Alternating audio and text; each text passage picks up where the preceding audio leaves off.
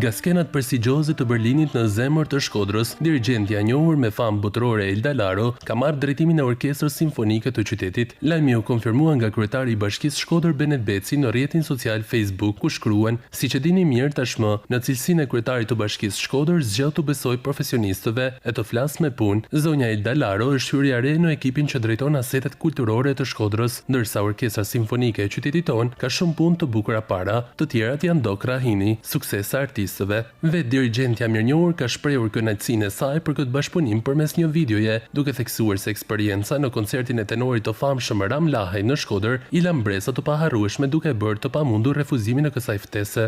Kam kënaqësinë dhe privilegjin e madh të ndaj bashkë me juve ftesën dhe emërimin që kryetari i Bashkisë së Rrjetit të Shkodrës, zoti Benet Beci, më ka bërë si drejtoresh artistike dhe dirigjente e orkestrës tuaj.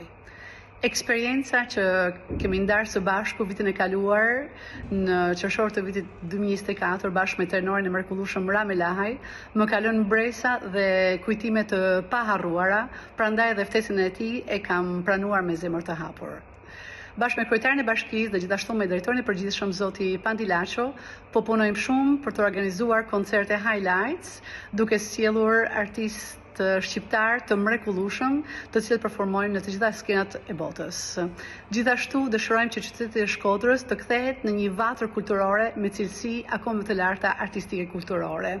Me një vizion ambicioz, Elda Laro synon të sjellë artistë të njohur ndërkombëtarisht për të interpretuar në skenat e Shkodrës, duke pozicionuar qytetin si një epiqendër të muzikës klasike në Shqipëri. Elda Laro, me origjinë nga Shkodra, është një dirigjente me një karrierë të jashtëzakonshme ndërkombëtare.